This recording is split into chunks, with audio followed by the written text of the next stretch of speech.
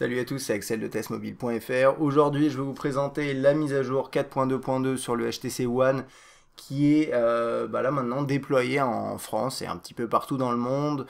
Ça fait environ une grosse semaine qu'elle est en déploiement avec une première étape par Taïwan. Et puis bien sûr avant, il y a eu des ROM en fuite, des ROM on va dire bêta en fuite, et qui ont permis de se rendre compte vraiment de ce que HTC nous réservait pour cette 4.2.2. Alors, au programme de cette mise à jour, on a toute la partie inhérente à la 4.2.2 qu'on va regarder et également des nouveautés apportées par HTC. Et ce qui est bien avec HTC, c'est que son côté ultra personnalisé ressort bien quand ils font des mises à jour, puisque là on va voir que même pour des fonctionnalités comme ça, eh bien, on a des éléments qui sont personnalisés aux couleurs entre guillemets d'HTC et de Sense 5. On va commencer, donc vous l'avez vu, hein, double doigt ici, donc le mouvement des doigts, ou bien faites comme ça et comme ça, pour accéder aux accès rapides à certains paramètres. Donc ça c'est une bonne chose, parce que de base sur le One, vous n'avez rien dans le tiroir des notifications. Moi du coup j'avais installé une petite application pour rajouter une barre ici, et je l'ai enlevé, puisque maintenant on a ça. Alors qu'est-ce qu'on a? Les différents niveaux de luminosité, l'accès aux paramètres. D'ailleurs, ouais, je vais mettre en auto. Voilà. Le Wi-Fi, Bluetooth, l'avion, etc. Vous avez des petits menus ici que vous accédez en appuyant sur les petits points.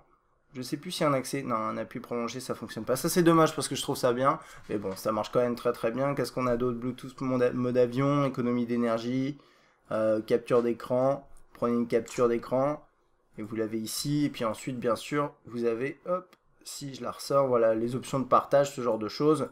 Ça c'est depuis la 4.2. Autre option qu'on trouve dans Jelly Bean 4.2, c'est les widgets d'écran de déverrouillage. Donc on en trouve là. Donc là par exemple j'ai mon widget email. Le seul, alors HTC a implémenté ça vraiment différemment.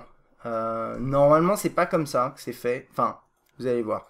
C'est fait de manière un peu plus complète et je sais pas si j'aime beaucoup cette fonctionnalité. Alors vous avez vu là dans les paramètres de personnalisation, vous aviez différents écrans verrouillés, hein. Ça c'est quelque chose qu'on a sur le One depuis le début, et vous avez maintenant ça qui s'appelle widget. Widget au singulier. Et c'est important de le noter. En gros, HTC a déploie uniquement un widget sur l'écran de déverrouillage. Vous n'avez pas, comme sur un Nexus 4 par exemple, la possibilité de défiler sur les côtés pour accéder à différents widgets. Vous en avez qu'un, vous choisissez le widget que vous désirez. Donc vous sélectionnez ce mode-là, vous faites paramètres, et ensuite vous avez les widgets qui s'affichent. Alors en fonction des applications que vous avez installées, vous aurez plus ou moins de widgets.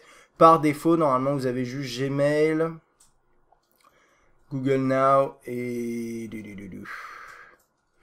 l'agenda est même pas sûr. Je pense que c'est tout. Normalement, vous avez vraiment pas grand chose. Et moi, j'ai installé quelques widgets, quelques applications en plus, donc j'ai pas mal d'éléments.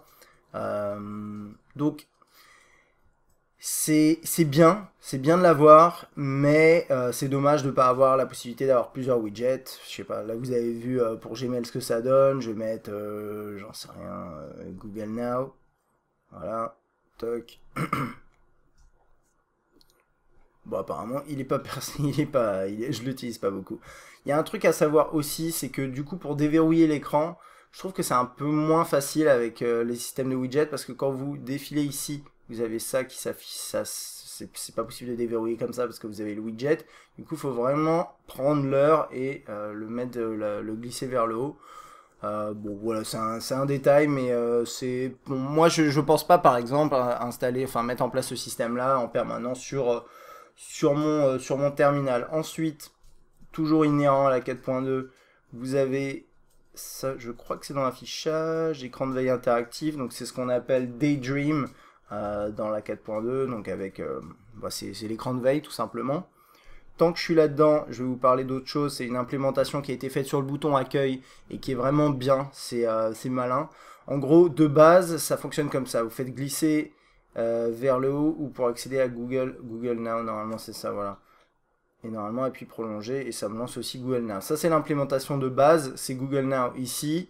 Double tap le multitâche, et puis là, vers le haut, ça c'est nouveau normalement.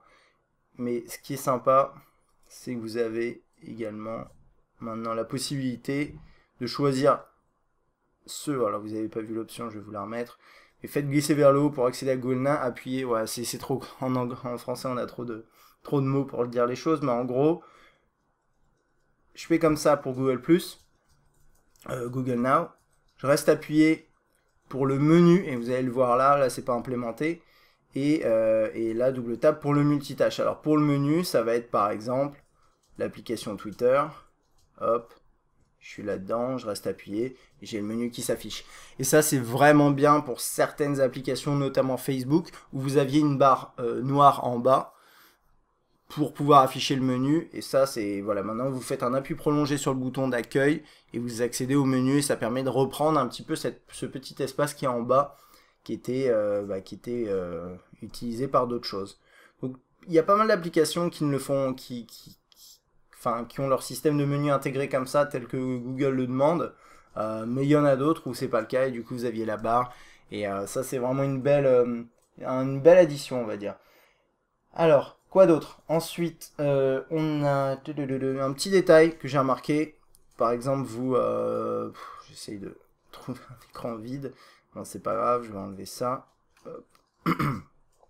Avant, quand vous preniez une icône du dock, et que vous la glissiez sur l'écran d'accueil ou que vous l'enleviez, ça la laissait ici, ça crée un nouveau raccourci comme si en fait le dock faisait partie du menu. Là maintenant ça l'enlève, c'est un détail, mais ça permet tout simplement d'organiser son dock de façon, je pense, un peu plus simple.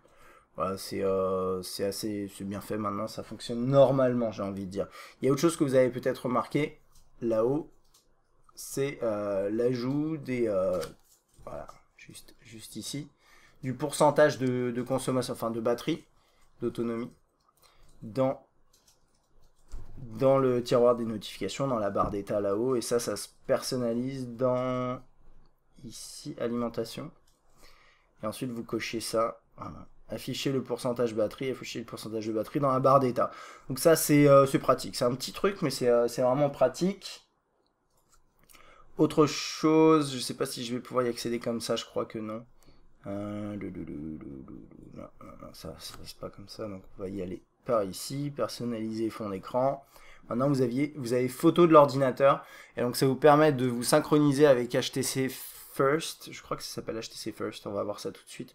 Non, Start, pardon. HTC Start, et qui va vous permettre de personnaliser votre écran, votre fond d'écran, pardon, à travers l'interface web qui est proposée par HTC. Donc ça c'est plutôt c'est bien. Est-ce que c'est nécessaire? Moi j'ai jamais été fan de cette fonctionnalité qui a été introduite depuis le One X Plus, si je me trompe pas, et la version précédente de Sense, et c'est pas ouais, perso je l'ai jamais utilisé. Ça permet de personnaliser son terminal avant même de le recevoir par exemple, ou à distance dans une interface web. Pourquoi pas, à vous de voir si vous voulez l'utiliser. Alors ensuite, je regarde juste un dernier truc. Ouais, il y a un autre détail qui est présent maintenant sur l'écran, Blink Feed, que personnellement j'utilise pas du tout, mais que peut-être vous utilisez. Maintenant vous avez la synchronisation possible avec Instagram. Voilà, si vous utilisez Instagram, vous pouvez rajouter votre compte Instagram et accéder à tous vos images partagées, etc. sur Blink Feed, sur votre écran, sur votre widget Blink Feed. Ensuite, côté photo, alors il y a quelques nouveautés. Donc première chose, je vais désactiver Zoé pour vous montrer ça. Donc normalement pour faire le focus, ça se passe comme ça, hein. Ça marche bien, il n'y a pas de souci, ça se passe toujours comme ça. Maintenant, il y a une nouvelle fonctionnalité, vous restez appuyé à un endroit, et vous avez ça qui s'affiche. AE et AF verrouillés, donc ça veut dire ça veut dire exposition et autofocus verrouillé. Ça veut dire qu'en restant appuyé de cette façon-là, je verrouille à la fois l'exposition de la zone où j'ai appuyé et le focus. Et ça vous permet de faire des photos avec des effets un peu plus sympas. Typiquement, si vous voulez avoir un élément au premier plan et un fond flou, vous pourrez faire des trucs un tout petit peu plus réussis de cette façon-là. Ça donne une petite fonctionnalité un peu manuelle qui permet de bloquer des trucs, et ça c'est plutôt bien. Si vous voulez annuler le verrouillage, vous appuyez à un autre endroit et c'est réglé. Voilà. La seule chose à faire, c'est rester appuyé ici, vous avez le message qui s'affiche et vous capturez ensuite votre photo. Et donc ça, c'est une belle addition, je trouve. Ensuite, à côté de ça, vous avez un petit changement dans Zoé. Alors, pas dans la fonctionnalité Zoé à proprement parler. Zoé fonctionne toujours de la même façon. D'ailleurs, on va se faire une petite Zoé. Bon, là, ça sert à rien, c'est juste pour vous montrer. Donc là, j'ai capturé. Non, il vient juste de se lancer. Je sais pas pourquoi il a mis du temps. Donc voilà, là, il a capturé son image, sa vidéo Zoé. Bon, voilà. Ce qu'il y a à savoir, c'est que HTC a modifié le format Zoé. C'est-à-dire que maintenant, et je vais vous montrer ça plutôt via mon explorateur de fichiers, parce que c'est plus évident comme ça. En gros, avant Zoé, qu'est-ce qui se passait? Vous capturez une Zoé Picture, et vous avez 20 photos en haute def qui s'affichent, qui sont enregistrées sur la mémoire du terminal. Donc là, on les voit par exemple, ça c'est avant la mise à jour. On a ces photos-là qui se mettent là, plus bien sûr la vidéo Zoé qui doit être, ça doit être celle-là, je pense, 0005, ouais. Donc c'est celle-là. Ensuite, pareil, là j'en ai capturé une autre, j'en ai 20, plus la vidéo. Donc ça, c'est intéressant. C'était pas forcément intéressant d'avoir toutes les images capturées directement sur la mémoire, et surtout ça occupait pas mal d'espace, puisque c'est des images full def. Avec le changement de la mise à jour, maintenant vous n'avez que un fichier MP4, qui est une vidéo, en haute définition, plus une capture. Donc là par exemple, je vais ouvrir celle-là, voilà, j'ai une seule capture, une seule image au lieu des 20 images. Alors, qu'est-ce que ça signifie? Vous n'avez pas forcément moins de fonctionnalités, c'est juste que votre mémoire est moins encombrée.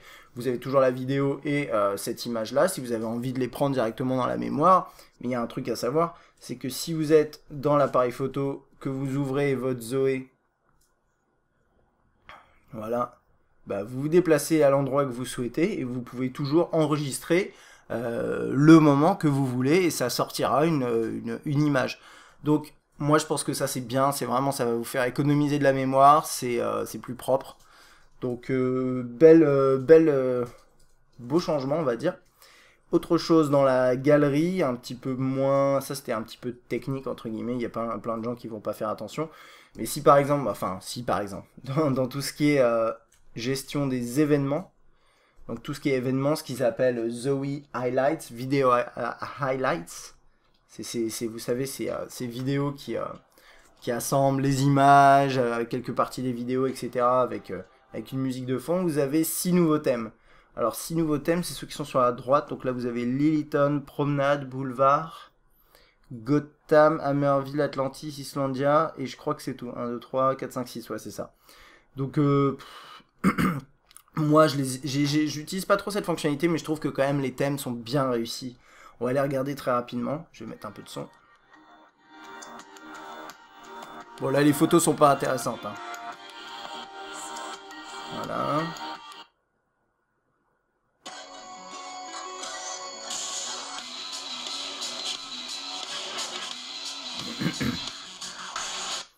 Gotham qui est pas mal je trouve.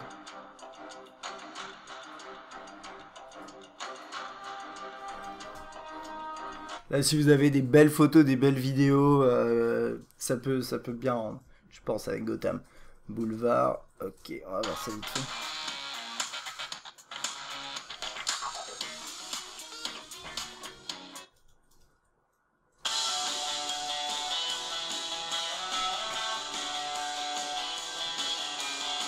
Et Eaton.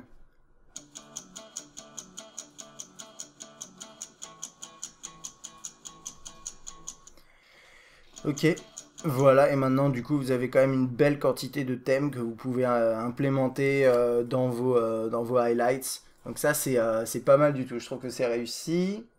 Et je regarde juste ma liste pour vérifier que j'ai rien oublié. Je crois que j'ai fait à peu près le... Ouais non, j'ai fait le tour.